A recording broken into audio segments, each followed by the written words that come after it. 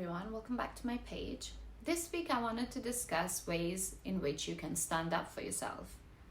Because people can be very mean with a fake friendly demeanor and can be in fact very, very hostile towards you, but then just cover it up as, oh, I was just messing, I was just joking. And it becomes a little bit tricky because you don't want to be seen like someone that's just on the attack or someone who's very confrontational or argumentative when they're not making their meanness very obvious. For example, like frenemies. I'm sure as females, many of us have experienced that, where someone is pretending to be your friend, but really any snidey comment or any joke that's at your expense, they're the ones that laugh the loudest or the first one to bring the attention to it. So you know deep down that they don't necessarily like you, nor are they nice to you, but because they do it backhandedly and sugar-coated, if you say something back in return to that, or if you stand up for yourself, then you look like you're crazy or you look like you're the mean one.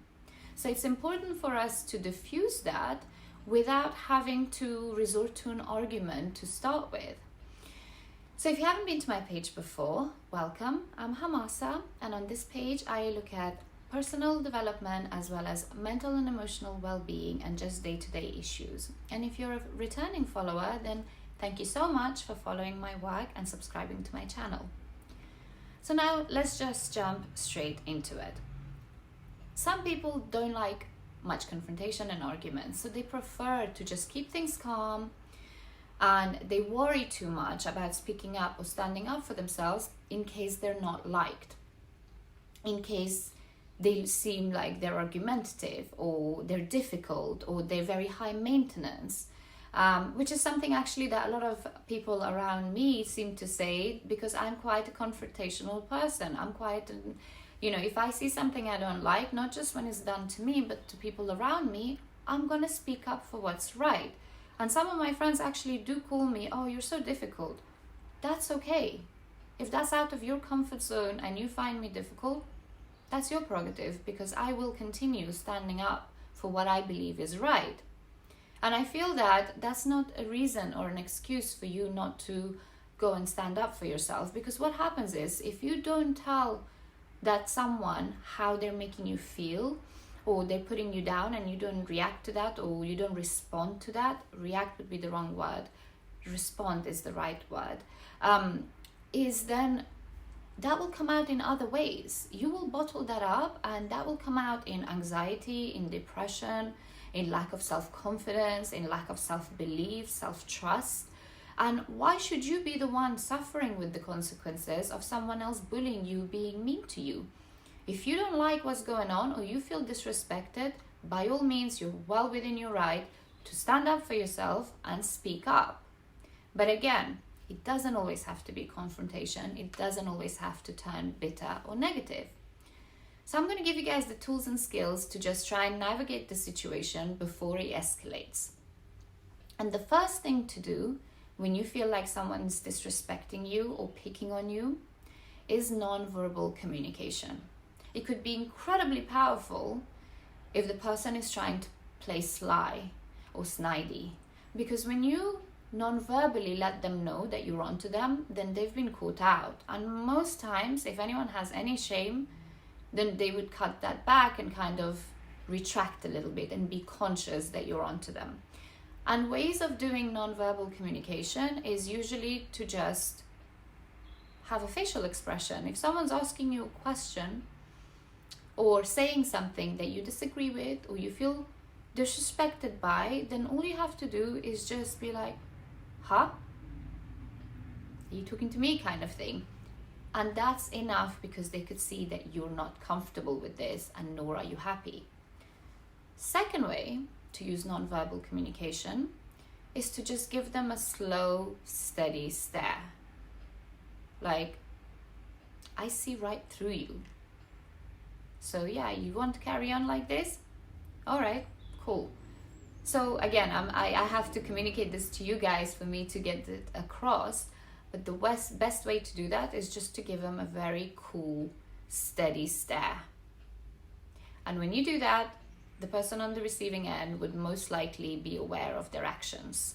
And the last thing to do in a non-verbal kind of calling someone out on their actions is to just be dismissive and ignore them. So if they're having jokes coming at you, you're in a group environment and they're just picking on you, just completely be dismissive, even if they're speaking to you, because you know that they're doing it to put you down. I wouldn't condone this behavior on a normal circumstance, but if you know that you're being attacked and you don't want to cause a scene or be confrontational about it, then the best way to do is just to be completely dismissive of what they're saying. And if you're not reacting to what they're doing, then they get bored. They're not getting the satisfaction they want. So why bother? So then they just kind of give up. However, if these skills don't work and the nonverbal communication doesn't work, then there are other things that you could do to also nip it in the bud. Sometimes nonverbal communication could just go over someone's head and they might just completely miss your point or that the fact that you're onto them. So something a little less subtle might be needed here. And in this instance, things like an indirect warning shot is what you really need to do.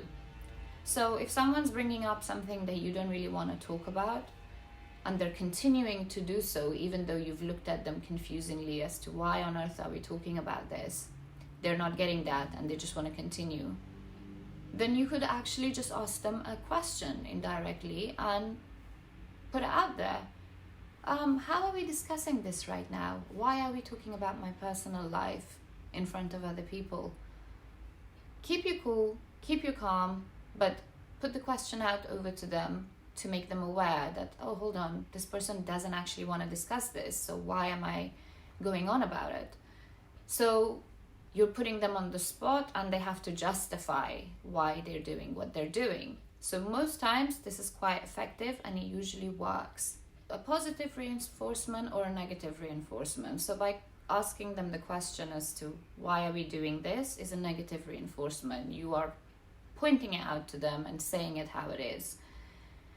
The positive reinforcement will be something like they're talking about your personal life in front of everyone. Just be like, I really appreciate it when I have conversations with people and they tend to respect the boundaries of not getting too personal too early.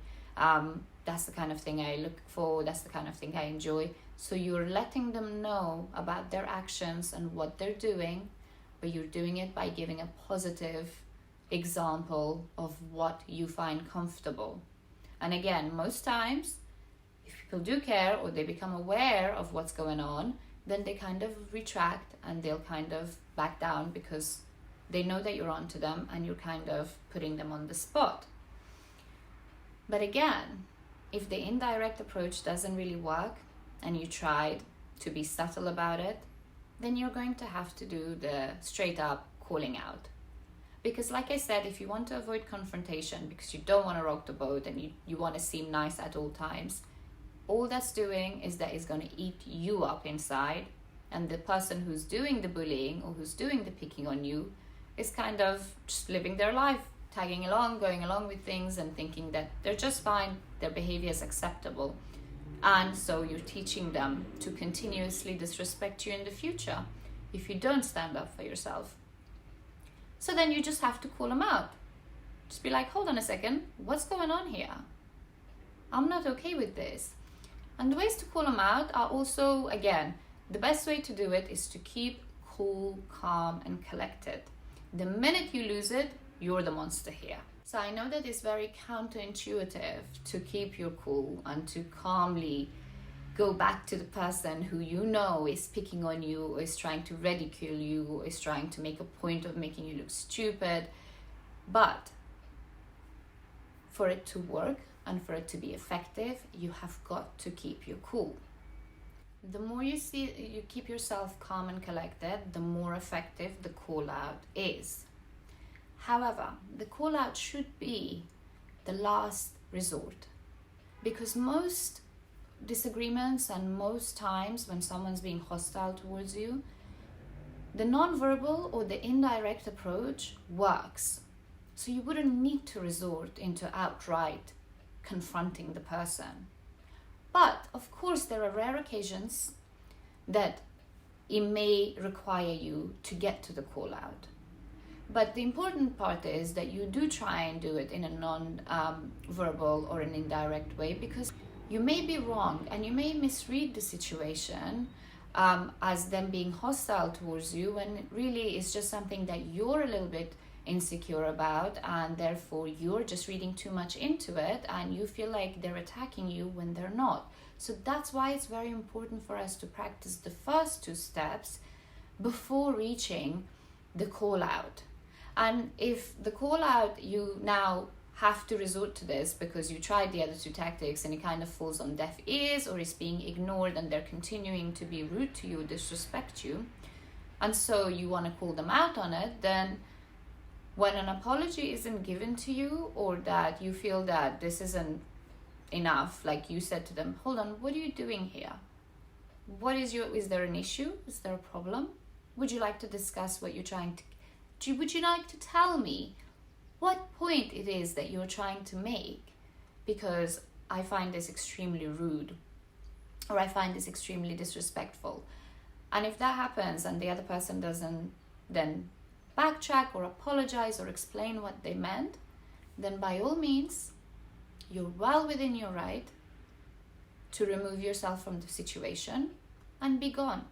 You don't need to sit there and take that sort of treatment just because you don't want people to dislike you, or you don't want people to think that you're difficult, you're high maintenance, you have high standards, you're fussy, you pick on people. No, if you feel disrespected, you are not obliged to be in that environment and to tolerate that to keep other people happy. What about you and your happiness? What about you and your feelings? So that's why it's so important for us to learn the steps to stand up for ourselves. And if at any given time they don't work or they get dismissed, then you can and you should leave and walk out of that situation, walk out of that room, walk out of their presence. Why are you giving them the importance and the satisfaction to chip away at you? They have no right to make you feel that way, and you need to start prioritizing yourself and your feelings and your self-respect. Now, all of these things work massively if you have confidence in yourself. So the first thing to do before any of this is to build the confidence to understand and know that it doesn't matter what this person really is saying to me. I know my worth. But at any point, I don't agree with it, I'll make sure that they know that I'm not accepting this. I'm drawing my boundaries, I'm drawing my lines, and I'm sticking with them. Because think about it, it's always the people who do stick up and stand up for themselves, who do have the energy and the confidence to not take shit, to not take abuse, to not be spoken to in a certain way, is that what we find most attractive. Is the kind of energies that we all find attractive, we find ourselves gravitating towards, is those people in the room who do speak up, who do stand up. So be that person. You know you can do it, you know you've got it in you. Practice to be that person that you like being around, so that other people like being around you. There's nothing wrong for standing up for yourself. I hope that you guys enjoyed this video and found it helpful. This is all part of personal development. Learning to stand up for yourself is an incredibly important skill that could be applied with family, friends, relationships, workplace, whatever you may call it. But again, it doesn't always have to be a fight. It doesn't always have to be confrontation. Most people that care for you and respect you, the minute you bring their awareness to what they're doing, they will automatically realize and cut it out. And in times that they don't, then you know what to do. Thank you so much for watching. Please do subscribe to my channel, and please leave a comment and like this video, and I'll see you guys here again very soon. Thanks for watching. Mwah.